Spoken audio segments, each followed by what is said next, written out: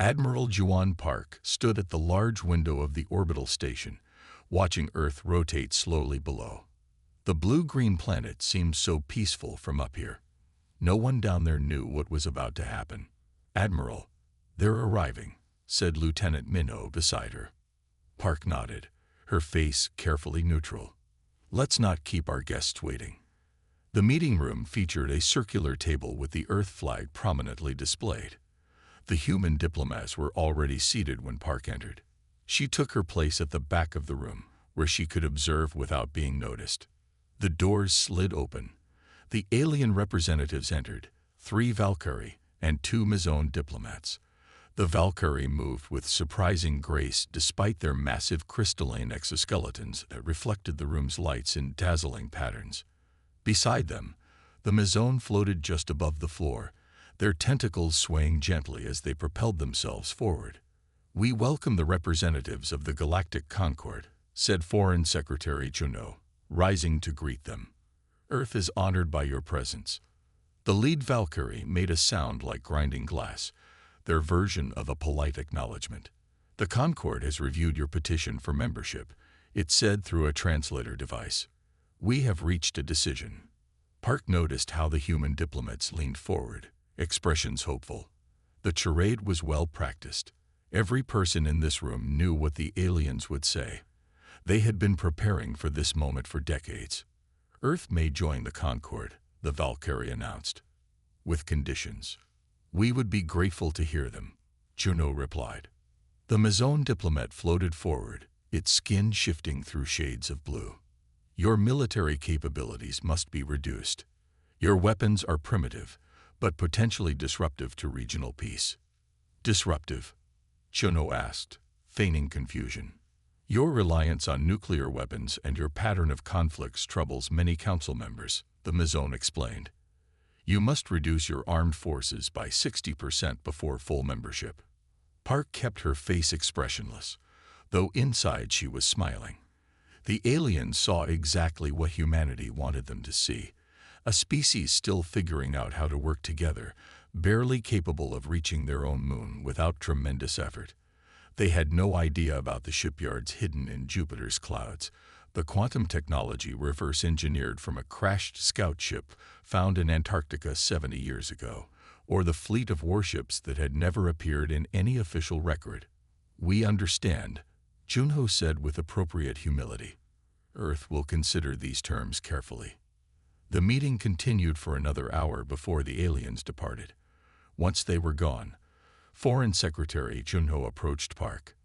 "They believe we're children playing with matches," he said quietly. Park nodded. "Good. Let's hope we never have to show them otherwise." But that hope lasted exactly 23 days. Park was reviewing fleet deployment plans when the emergency alert sounded. 3 human colony worlds had come under attack simultaneously. New Eden, Arcadia, and Terra Nova, all under siege by the Phyrexian Empire, a minor power from the Outer Rim. The Concord representatives called minutes later. "This is unfortunate," the Valkyrie diplomat said. "The Phyrexian are not technically Concord members, but we will send observers." "Observers?" Chunho's voice was incredulous. "They're bombing civilian settlements." "We can offer humanitarian aid afterward," the Mizone replied. "Perhaps this incident will demonstrate why expansion without proper protection is unwise for developing species." After the call ended, Chunho looked at Park. "They're using this as a lesson, teaching us our place." Park stood up. "Then it's time for a different lesson." She picked up a secure comm unit. "This is Admiral Park. Authorization code Phoenix Rising. Activate Jupiter Fleet." Across the solar system, hidden bases came to life. Ships that officially didn't exist powered up drives that shouldn't have been possible with human technology. Weapons that the Concord would have immediately banned if they knew about them were brought online. As reports of civilian casualties came in from the colonies, Park boarded her command shuttle. Lieutenant Minho handed her the final deployment orders. "The President has authorized full countermeasures," he said quietly. Park nodded. "The Concord thinks we're helpless without them. The Phyrexians think we're easy targets. She looked at the tactical display showing the enemy positions. They're all about to learn how wrong they are. As her shuttle approached the hidden fleet, Park felt a strange calm. Humanity had hoped to join the galactic community as peaceful partners. Instead, they would enter it revealing their true strength. "Send word to all ships," she ordered. "Operation Revelation begins now." Deep within Jupiter's swirling storms, hidden shipyards came to life. Lights flickered on across massive structures that had never appeared on any official record. Workers moved with practiced efficiency, their faces showing both excitement and fear.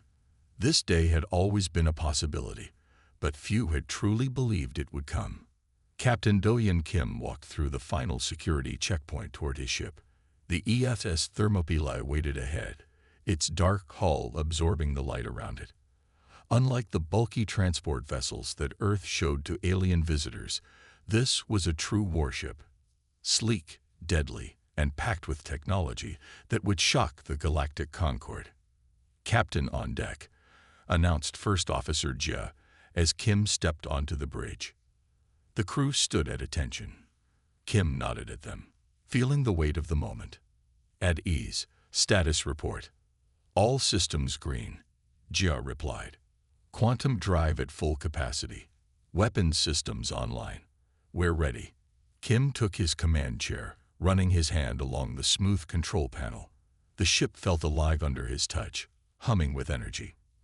He thought about his grandfather, who had been among the first to study the crashed alien scout ship found in the Arctic a century ago. The old man had devoted his life to understanding that technology, knowing someday humanity might need it. "Your species smiles, trades, and makes friends," his grandfather had told him during their last conversation. "But never forget, the universe is rarely kind to the unprepared." Those words had guided Earth's secret military development for decades. While showing the galaxy a face of peaceful development, humanity had been building its insurance policy. "Opening atmospheric channel," announced Communications Officer Taiho. "Jupiter base confirms 50 vessels ready for deployment. We are designated lead ship." Through the main viewport, Kim watched as the massive bay doors began to open. Jupiter's swirling clouds parted, revealing the dark void of space beyond. "Prepare for atmospheric breakout," Kim ordered. "Formation Delta. All ships maintain stealth protocols until we clear the magnetosphere." The Thermopylae lifted smoothly from its cradle. Throughout the shipyard, other vessels, destroyers, cruisers, and support craft did the same. None had ever been logged in any database accessible to alien eyes. None had ever traveled beyond the protective clouds of Jupiter. Until today. "Sir," Taiho interrupted, "we're receiving a priority transmission from Earth Command. President Yoonji wants to address the fleet." Kim nodded. "Put her through to all ships." The president's face appeared on the main screen. Her expression was solemn. "Captains and crews of the Jupiter fleet," she began, "today we reveal what humanity has kept hidden for generations. I wish it were under better circumstances. The attack on our colonies leaves us no choice. You carry with you not just our finest technology, but the hopes of every human being. Defend our people. Show the galaxy that humanity will not be victimized." The transmission ended. The bridge remained silent for a moment. "Quite the send-off," Jia said quietly. Kim nodded. "Let's make it worth it." The Thermopylae broke through Jupiter's cloud cover first, its quantum shields dispersing the atmospheric gases in a shimmer of blue energy. Behind it came the rest of the fleet, 50 warships of various sizes, each bristling with weapons the Concorde believed were centuries beyond human capability. "Nearest jump point is 30 minutes away at standard drive," reported Navigator Minji. "Take us there," Kim ordered. "All ships, maintain formation." As the fleet accelerated away from Jupiter, alerts began sounding on Earth. The Concorde ambassadors, watching in shock as their sensor arrays detected the massive fleet, immediately demanded explanations. In the presidential office, Yoonji faced the alien representatives calmly. "What is the meaning of this?" demanded the Valkyrie ambassador, crystal exoskeleton flashing with agitated patterns. These vessels were never declared in your military assessments. You said we expanded too quickly without adequate protection, the president replied. We've decided to handle this situation ourselves. These ships, the Mazone diplomats' tentacles writhed in distress. They show technology far beyond what your species should possess. President Yunji merely smiled. Perhaps you should have looked more closely at us before making that assessment. Aboard the Thermopylae, Kim received confirmation that the fleet had been detected. So much for the element of surprise, Jia commented. Kim shook his head. The surprise isn't that we have ships. The surprise is what they can do. The fleet reached the jump point, their quantum drives powering up to create the artificial wormhole that would take them to the colony worlds under attack. All ships report ready for jump, Taiho announced. Kim took a deep breath. Then let's introduce ourselves to the Phyrexians. Jump in 3, 2, 1. The space before them twisted, opened, and swallowed the fleet whole. Humanity's true power was finally being unleashed upon the stars. The Phyrexian commander Urkel stood on the bridge of his flagship, watching with satisfaction as his fleet bombarded the human colony below. 3 days into the attack, and the primitive humans had offered exactly the resistance he had expected, almost none. A few pathetic orbital defense platforms, quickly destroyed. Some ground-based weapons, silenced within hours. Status report, Urkel demanded. His second-in-command approached with a data tablet. The main settlement is 70% destroyed. We have destroyed all military installations. The mining facilities remain intact as ordered. Urkel nodded, pleased. The Phyrexian Empire needed those rare mineral deposits, and humans were too weak to deserve them. The Concord had practically invited this attack with their dismissive assessment of human capabilities. Any response from their homeworld? He asked. Nothing of consequence. Our scouts report no military movements in the Sol system. Urkel laughed, a harsh barking sound that echoed across the bridge. As expected, the Concord was right. These humans are helpless without protection. Prepare landing parties. I want those mines secured by. Commander. The sensor officer's voice cut through his orders. Unknown signatures at the edge of the system. Urkel turned, annoyed at the interruption. Identify. Impossible to say, sir. They appeared suddenly. Quantum signatures, but not matching any known configuration. Urkel moved to the sensor display. The readings showed approximately 50 vessels had appeared at the system's edge. He studied the energy outputs, then dismissed them with a wave. Human reinforcements. Pathetic. Their ships barely have functioning shields. Maintain bombardment schedule. His officers returned to their tasks. Urkel wasn't concerned. His 30 destroyer-class vessels represented mid-tier Phyrexian military power, more than enough to handle whatever primitive fleet Earth had cobbled together. That was his first and final mistake. On the bridge of the Thermopylae, Captain Dohyun Kim studied the tactical display. The Phyrexian fleet was arranged in standard attack formation above the colony, continuing their bombardment without regard for the new arrivals. They're ignoring us, Tactical Officer Subin Lee noted. Kim nodded. They don't know what we are. Let's show them. He opened a fleet-wide channel. All vessels, deploy into hammer formation. Weapons free. Primary targets are bombardment vessels. Protect the colony at all costs. The human fleet accelerated suddenly, moving at speeds that the Phyrexian sensors could barely track. The Thermopylae led the charge, its quantum drives pushing it forward with impossible acceleration. Inside the Phyrexian flagship, alarms began blaring. Commander, the human vessels. They're moving at. This can't be right. The sensor officer looked up, confused. These readings suggest they have quantum displacement technology. Urkel's confidence faltered for the first time. Impossible. Humans don't have. Sir, they're deploying weapons. Energy signatures unknown. On the Thermopylae, Kim gave the order. Activate gravitational shears. The human ships released what looked like pulses of blue-white energy. Where these pulses touched Phyrexian ships, Space itself seemed to ripple and tear. The alien vessels didn't explode. They imploded, collapsing inward as the very fabric of space-time warped around them. Their exotic matter drives, suddenly destabilized, collapsed into miniature black holes that winked out of existence seconds later. First wave of targets neutralized, Subin reported, sounding almost disappointed. They never even got a shot off. Kim watched the tactical display as 10 Vrexian destroyers simply vanished from existence. Move to secondary targets. Protect the colony surface. Aboard the Vrexian flagship, panic erupted.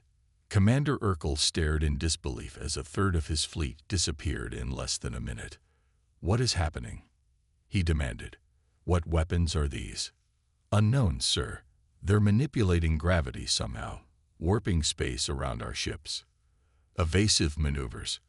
Return fire with everything we have." The remaining Vrexian ships attempted to scatter, firing energy weapons toward the human fleet. But their shots dissipated harmlessly against quantum shields they couldn't understand. The human vessels moved with impossible precision, each targeting specific Vrexian ships. "Sir," Kim's communications officer reported, "the Vrexian flagship is broadcasting on all frequencies. They're requesting to surrender."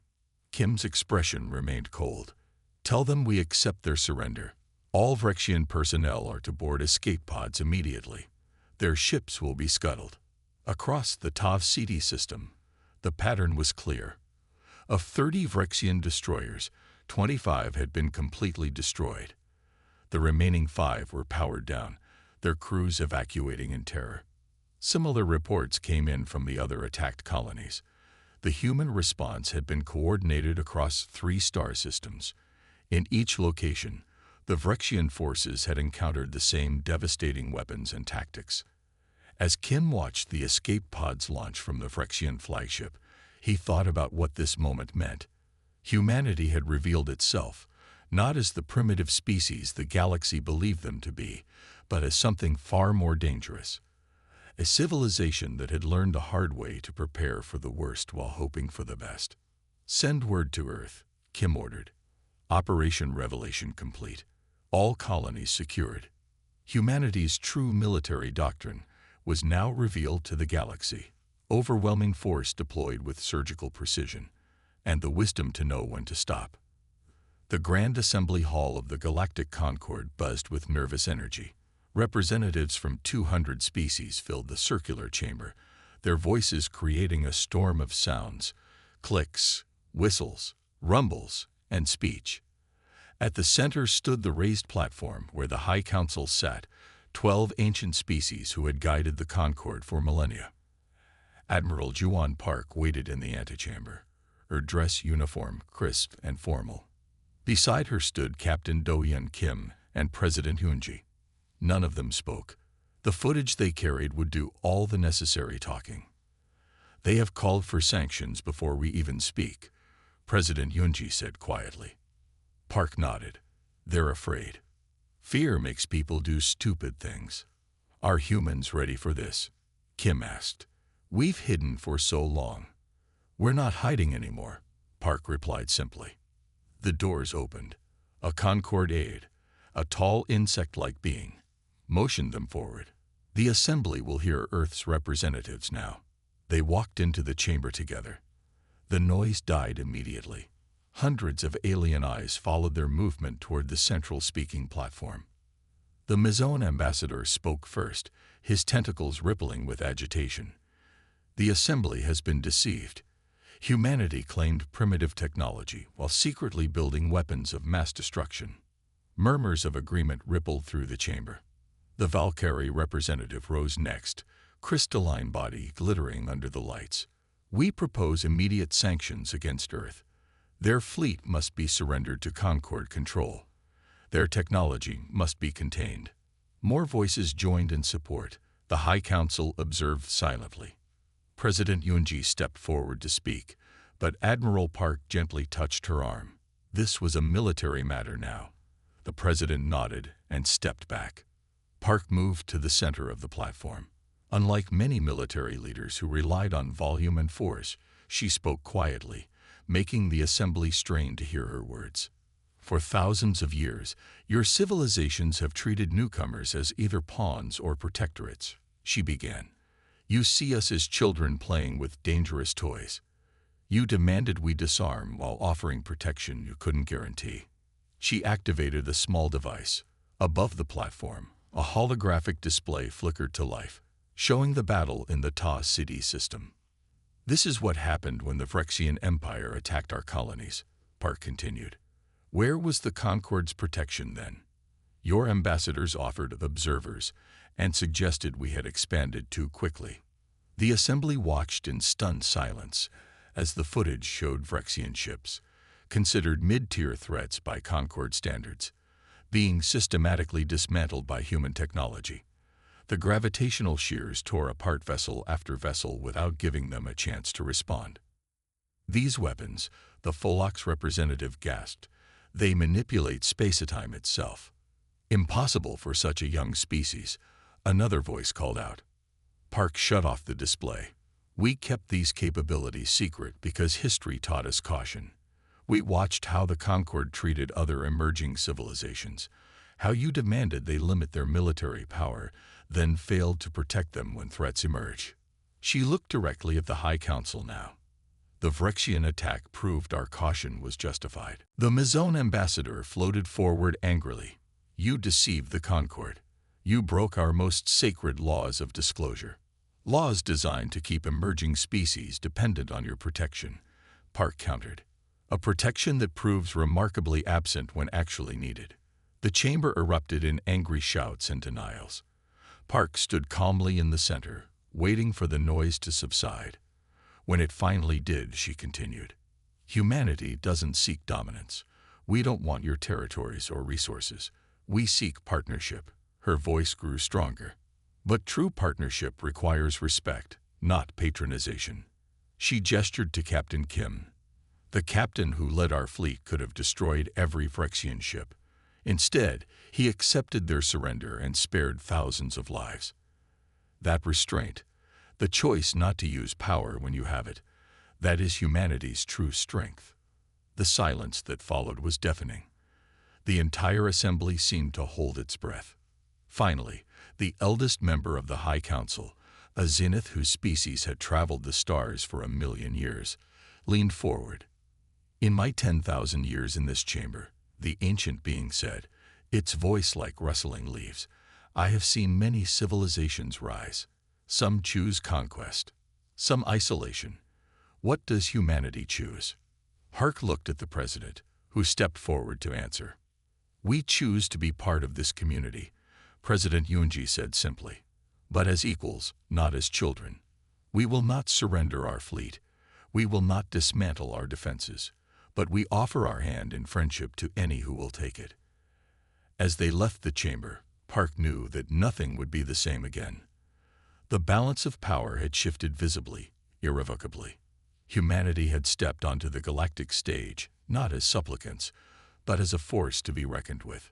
For better or worse, the universe now knew humanity's true face.